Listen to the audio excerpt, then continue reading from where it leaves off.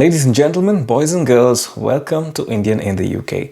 I'm Sandeep and I live in this beautiful city called Stirling in Scotland, United Kingdom. And I make these videos to document my life in the United Kingdom and also help you with information if you are planning to move to the United Kingdom in the near future. In today's video, I'm going to be telling you 5 things you absolutely shouldn't miss packing before you come to the United Kingdom. But before we begin, I request you to subscribe so that you don't miss out on any of the future videos that I will be uploading. Topmost in this list of 5 for me, being a rice eater from south of India, is of course rice. Obviously, you do get rice in the UK. You get basmati rice, you get Sona Masuri, sometimes you get the Kerala Matta rice as well. But most of the rice quality isn't really good and it is priced too high as well. We are used to eating stuff like bullet rice and kolam rice and so on and so forth in the south of India. Similarly, in the north of India as well, and maybe in Pakistan and Bangladesh, you get different quality rice and it's really good. But here you will really struggle. So depending on your baggage allowance, please plan to carry as much rice as possible, at least a bare minimum of 2 or 3 kgs to help you in the first few days. The second thing on my list is a forex card and also some British pounds, hard currency. So in the UK, you'll observe that cash is very rarely used, all right? And in some places, they don't even accept cash in certain supermarkets and sometimes in the buses as well. So when I first took a bus and I handed out cash to the driver and he's like, sorry, you have to pay by card. So you quite often come across situations where cash is absolutely not accepted. So you have to have a card. A contactless card is most preferred. And because you would not have a UK bank account before coming here, you would absolutely need to carry a forex card. So get a forex card from your bank, load it with a few pounds, maybe 100 pounds, 200 pounds, whatever you think is necessary for you for the initial days, and carry that with you because it will come of a lot of help. Having said that, please also try to carry some British pounds, right? Sometimes your card may just stop working, or maybe the card might malfunction, or it may break, or you may lose it, or whatever the situation may be. And in the very, very rare cases, there are some places that may say only cash, right? Probably in an exhibition or an event. So in such a circumstance, cash will be of some use. So maybe 100 pounds or so of cash. And right now, as we speak, we are in the 11th of September right now, and the British pounds value has reduced. A couple of days back, it was about 91 Indian rupees to a pound. So you get a good exchange rate as well now. The third in my list is Indian medicines. When I say Indian, it could be Pakistani, Sri Lankan, Bangladesh.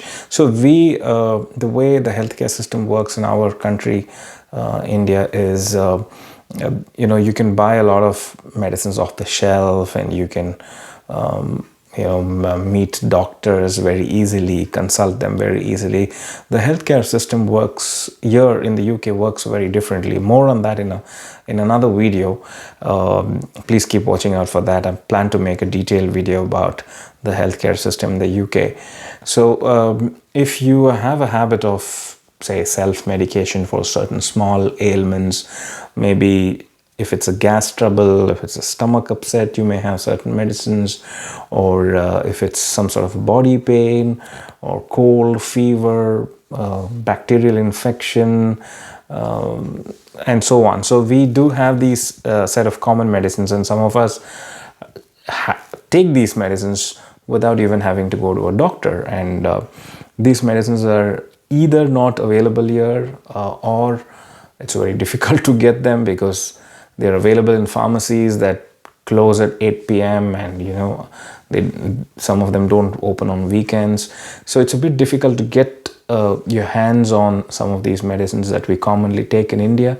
So you might want to carry some Indian medicines, especially if you are taking some Ayurvedic medicines or something on a regular basis to help you with certain medical conditions. Well, please make a list.